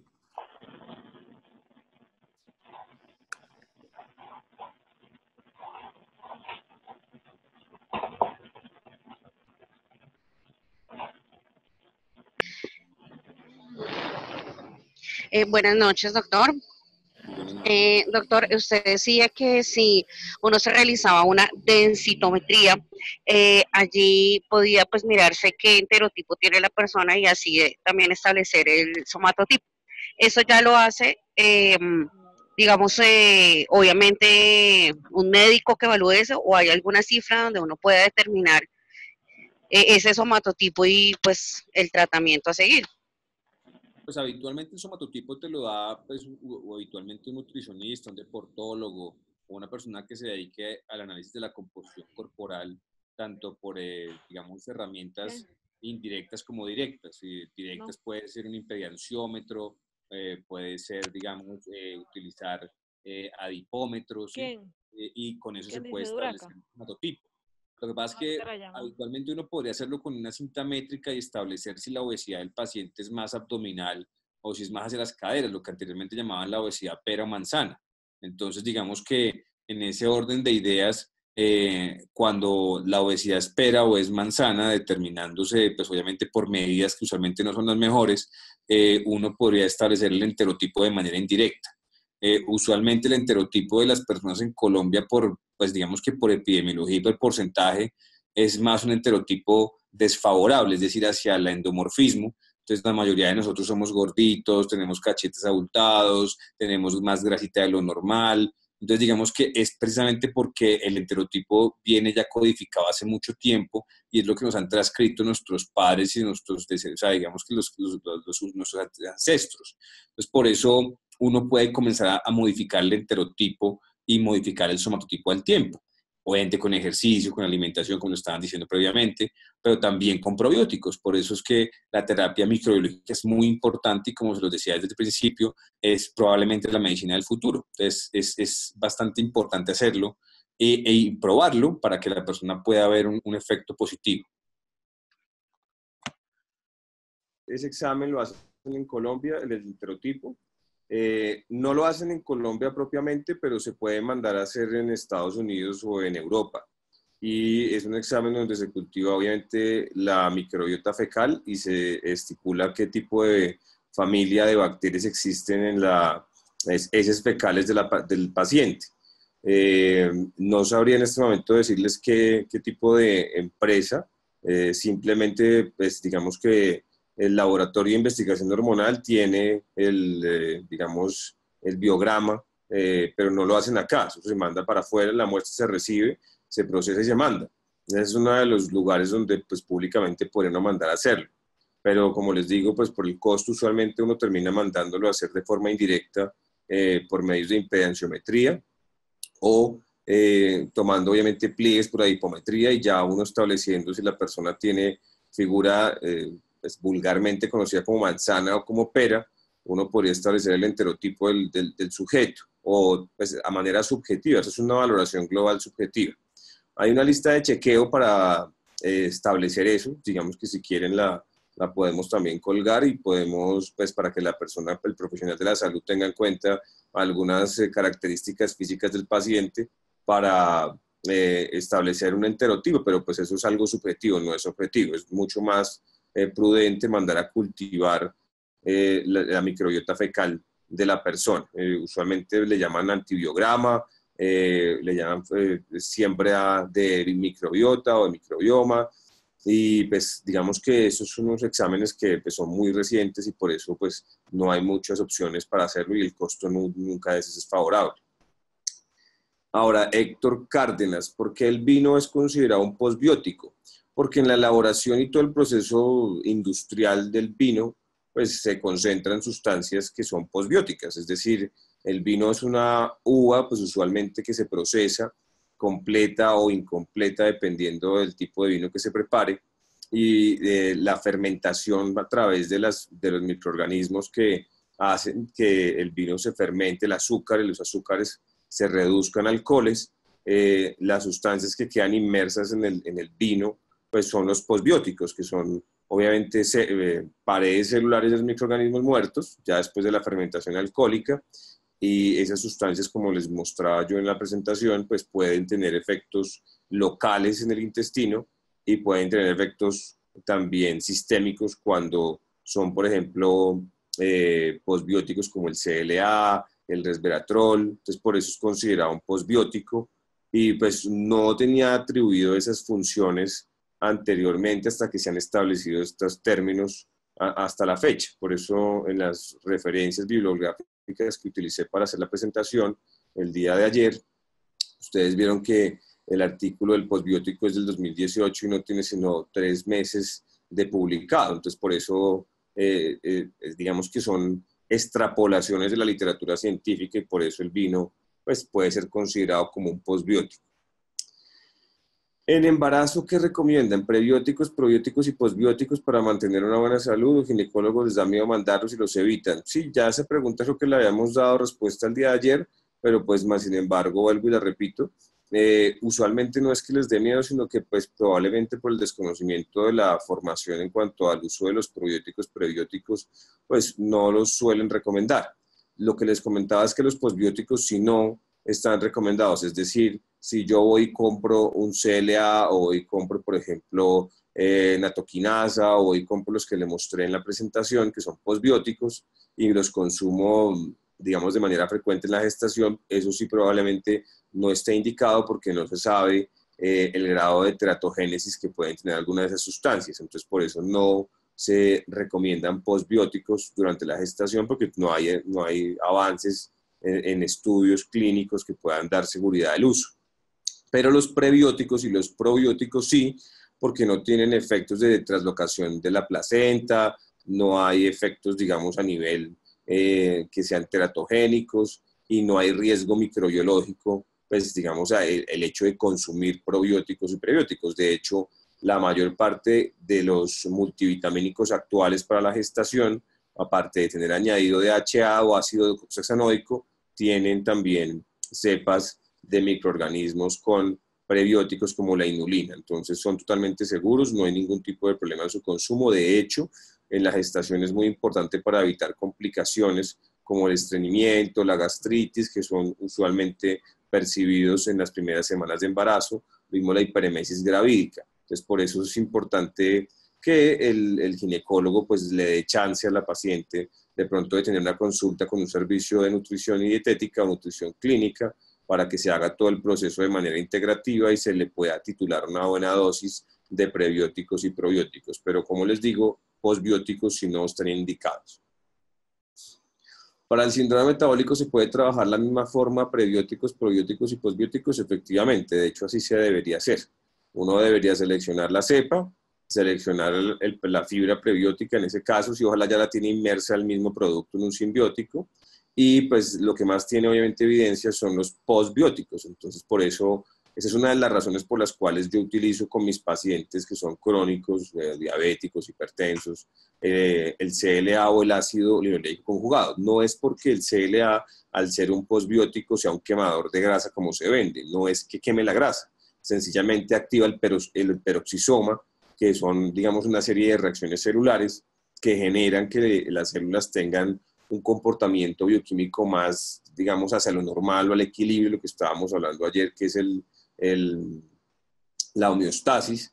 Pues por eso la persona cuando toma ese tipo de sustancias de manera frecuente, como el ácido linoleico conjugado, con isómeros, como les hablaba yo ayer, el D9 en el carbono y en el carbono 12, ese es el que no tiene, digamos, ningún efecto negativo, sobre todo para el metabolismo hepático, y eso genera en pacientes obesos una reversión a la resistencia a la insulina por activación de unas vías de señalización celular en la membrana celular que hacen que la persona, pues, al estar en una dieta o al estar haciendo ejercicio, tenga mayor gasto de ácidos grasos libres provenientes del tejido adiposo. Esa es una de las razones por las cuales la gente pierde peso tomando CLA, pero no es que queme la grasa, porque eso no se quema, simplemente ayuda a que se gaste más efectivamente en las células, en este caso musculares, hepáticas y de algunos tejidos que dependen del gasto lipídico cuando se está haciendo actividad física.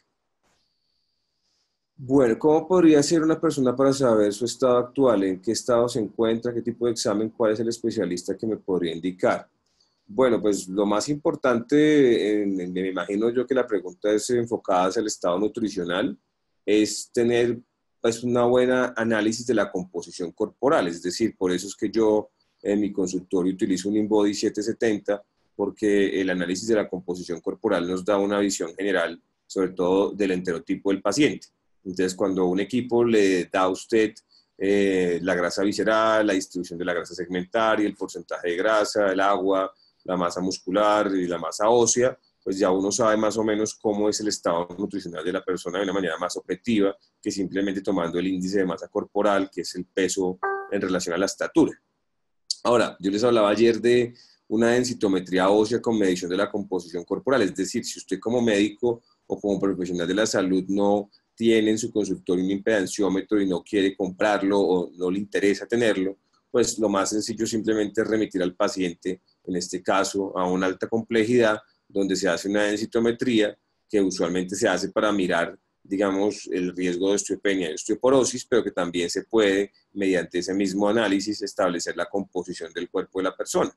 En ese examen usualmente se puede ver el enterotipo, sin necesidad de cultivar la flora intestinal, porque precisamente con eso se puede hacer una extrapolación dependiendo de la composición corporal del paciente. El examen del somatotipo lo hacen en Colombia, efectivamente. El examen del somatotipo pues es ese, literalmente es cuando usted tiene un análisis de la composición corporal, el nutricionista, el nutriólogo, el médico deportólogo, el fisioterapeuta usualmente le entrega una hoja donde está el somatotipo. El somatotipo es el tipo de cuerpo que tiene la persona, en este caso puede ser endomorfo, puede ser ectomorfo, puede ser mesomorfo, y ese es el tipo de cuerpo que la persona por, digamos, epigenética y genética ha desarrollado. Y eso es susceptible a cambios, es decir, si la persona comienza a hacer actividad física, cambia su alimentación, consume con regularidad probióticos, prebióticos, posbióticos, puede hacer un cambio del somatotipo, es decir, puedo cambiar un somatotipo endomorfo, que es más hacia el tejido adiposo, es más sobrepeso, es más grasita, que es más el somatotipo colombiano, lo puedo llevar hacia algo más medio, como algo mesomorfo, y si ya soy una persona que me gusta mucho la actividad física y la hago de manera frecuente, ya a nivel competitivo y soy un deportista, pues ya podemos estar hablando de un somatotipo totalmente ectomorfo, pero obviamente ese cambio del somatotipo no es una cosa de mes, es una cosa que va a tomar tiempo, dependiendo obviamente del análisis de ese somatotipo inicial. Bueno, la pregunta de los ginecólogos, pues ya la respondimos. ¿Nos podría dar una sugerencia sobre cuál sería la fórmula de propre y posbióticos que funcione en resistencia a la insulina? Pues básicamente, yo les mostraba ayer un ejemplo de la tabla nutricional de, por ejemplo, Yarrodophyllus EPS. Y digamos que el decálogo de formulación y el uso del probiótico pues debe ser basado en lo que les mostraba ayer en la práctica médica y cuando usted lo va a comprar. Entonces, 1, que tenga lactobacillus, 2, que tenga bifidobacterio, 3, que tenga más de 10 a la 10 unidades formadoras de colonia y pues que ojalá venga inmerso en un tipo de suspensión o en una cápsula donde tenga un medio ambiente pues susceptible a que pueda resistir el tránsito intestinal, por eso es muy importante la enterocápsula. En este caso, obviamente, esto nos las da, en este caso, Yarrow con el producto.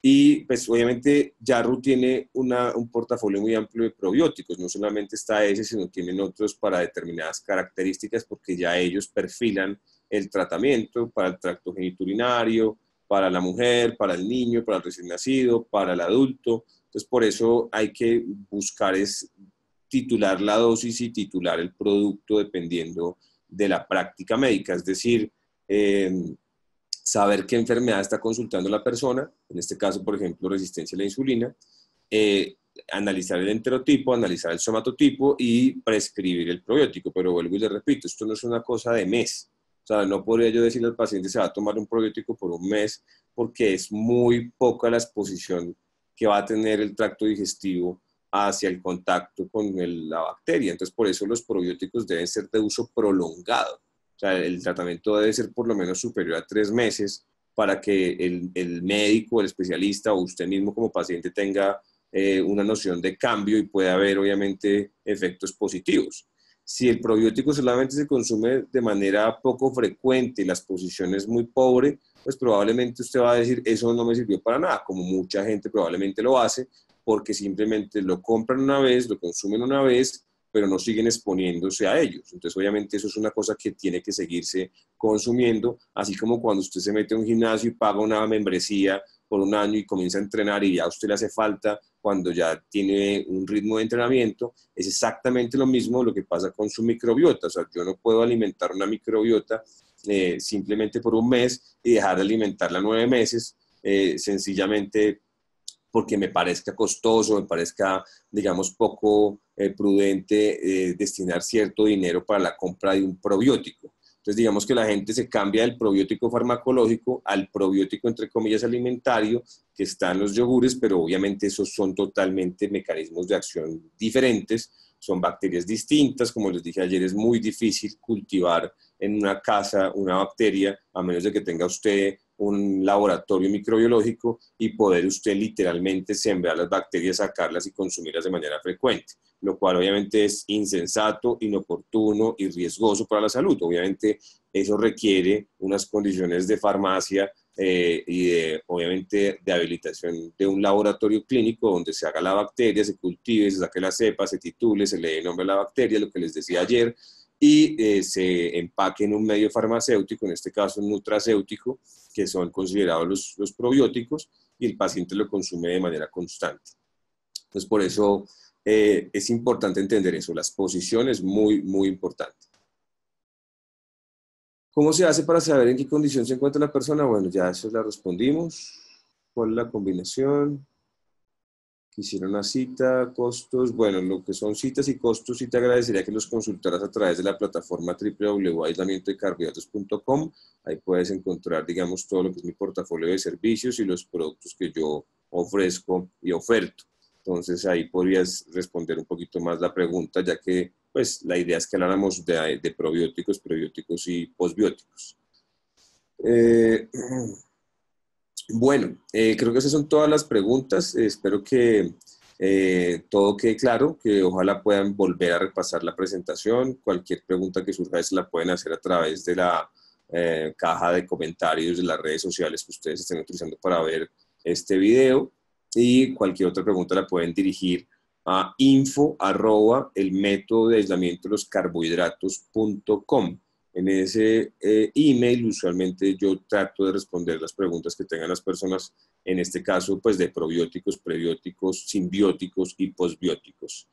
En la conclusión, esta es la medicina del futuro, entonces no se les haga costoso invertir en salud y mucho menos invertir en tratar de que su microbioma y su microbiota estén de la mejor manera de aquí para arriba, porque si lo mantienen bien, probablemente no van a gastar tanto en consultas médicas totalmente innecesarias, donde simplemente se utilizan tratamientos convencionales con antibióticos, antihistamínicos, antipiréticos, todo lo que es la medicina anti, y ahorita estamos en la medicina pro, por eso es probiótico, posbiótico, prebiótico. Entonces, esa es la medicina del futuro, la medicina microbiológica, y por eso los invito a que no tengan reparo en cuando les prescriban un probiótico, en hacer una muy buena uso del mismo, porque van a ver los efectos muy probablemente positivos en la calidad de vida de la persona. Muchas gracias por su compañía, a todos los que se conectaron el día de ayer.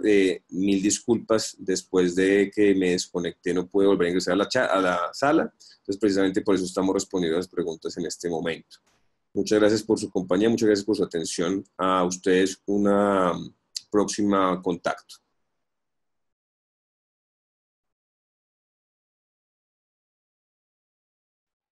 Gracias, doctor. Muy amable por su respuesta. Y yo escuché que iban a haber premios, ¿es verdad? Por estar pendientes de esta hermosa conferencia que usted nos acaba de dar. Sí, ya la moderadora, que es Lina, ella es la encargada de eso. Yo no me encargo de eso. Sí. Hola, buenas noches, ¿cómo están? Gracias. Mucho gusto. Mi nombre es Buenas Lina Carvajal. En este momento, pues sí, como se había pues anunciado, vamos a hacer dos rifas. Una rifa es de 6 citas con el doctor Benjamín. Doctor, si usted quiere nos explica en qué consiste esta rifa, por favor. Bueno, vale. Tú haces El todo el premio. proceso de El la premio. rifa, ¿no? Sí. La rifa son una consulta de primera vez en mi consultorio, con 5 controles. En total son 6 citas. La idea, pues, dependiendo del caso de la persona que se gane el premio, obviamente, dependiendo de la historia clínica, pues puede ser mensual o puede ser antes del mes, pero idealmente un paciente yo lo veo cada mes, entonces por eso son más o menos 6 meses evaluando al paciente desde su necesidad terapéutica. Es un paquete completo de 6 meses. Ok. ¿De qué ciudad? La ¿Señor? En Bogotá. En Bogotá. Sí, porque si se hace a nivel virtual, pues el problema es que se puede hacer, pero pues perderíamos la opción de hacer el scan en Body 770, que digamos es con lo que yo utilizo el cálculo del estereotipo. Claro. Bueno, la segunda rifa son dos productos de Yarrow Fórmulas, uno que es Yarrowsil y otro es Yarrowdophilus. Entonces, para la rifa, lo que vamos a hacer es que yo ya tengo todos los nombres de los 43 asistentes que están en este momento. Voy a compartir la pantalla para colocar todos los nombres en una plataforma que es como totalmente transparente para, digamos, la rifa. Colocamos todos los nombres y ahí doy botón votar y sale el nombre de la persona que se gana. Primero, pues el paquete del doctor y segundo, los dos productos que estamos rifando en Yarrow Fórmulas. Posterior a eso, pues la persona ganadora nos envía su correo y nosotros, su correo y su celular, y nos ponemos en contacto con ustedes para hacer la entrega formal del premio. Entonces, sí, cuando el doctor me diga, pues yo comparto mi pantalla y hacemos ya como el sorteo. Sí, dale, tranquila, hazlo de una vez.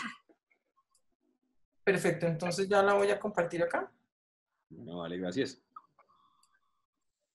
Sí, doctor, le va a solicitar por favor que si usted puede desactivar el botón de compartir pantalla. Vale.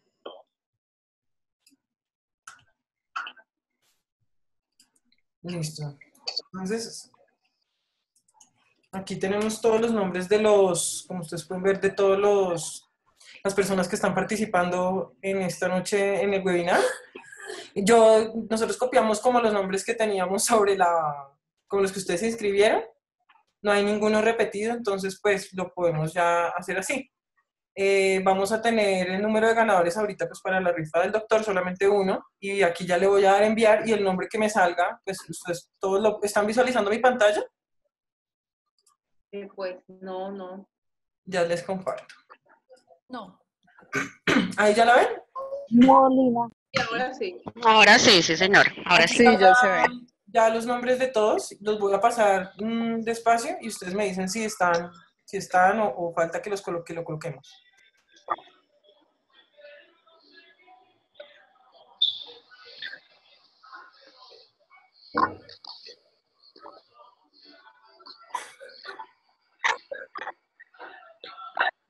¿Hace falta Bueno. alguno? No vi mi nombre ahí. ¿Cómo es tu nombre? Ivonne Berbecín. Ivonne con B larga, estaba aquí. Iván dice ahí. Sí, sí, ya. Como los transcribí, entonces pues que no quedó. Porque como ahí hay otra Ya. cosa, una vez pequeña. Ok, sabes, mi nombre es Claudia Páez, hay Claudia Pérez y Claudia Paz, no sé cuál soy o si no estoy. Claudia Páez. Páez, ya, ok, bien, gracias. Perfecto. Listo, si todo está bien, entonces vamos a proceder como a hacer la rifa.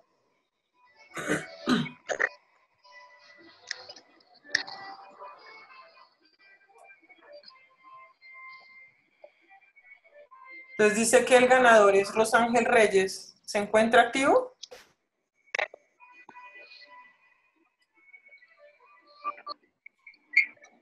Sí. Rosángel Reyes. Sí. Ya alzó la mano. Aló, buenas noches. Hola, buenas noches. Hola, buenas noches, felicitaciones. Has ganado el premio de las citas con el doctor Benjamín. Gracias. El doctor, pues no sé si quiera explicarle cómo podría ser el procedimiento de contacto ya con usted. ¿Usted me escucha? ¿Este micrófono será que no sirve, Blanco? Sí, te escucha. Ok, no le preguntaba aquí a alguien que se escuchaba.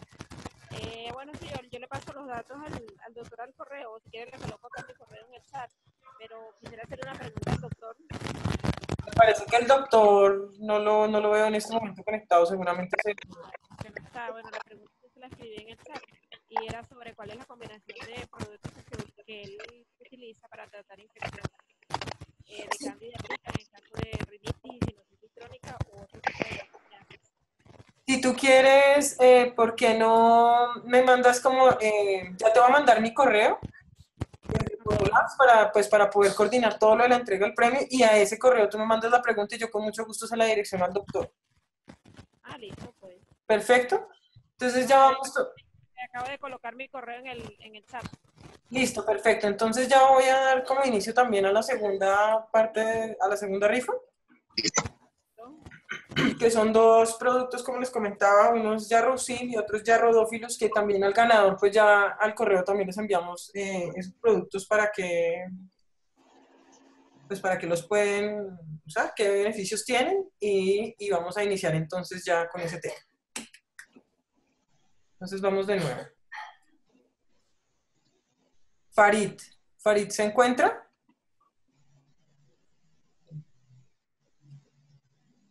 Hola, buenas noches. No, no está Farid, otra rifa. Sí, aquí está, aquí está.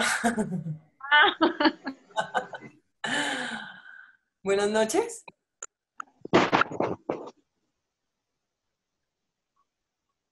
¿Aló?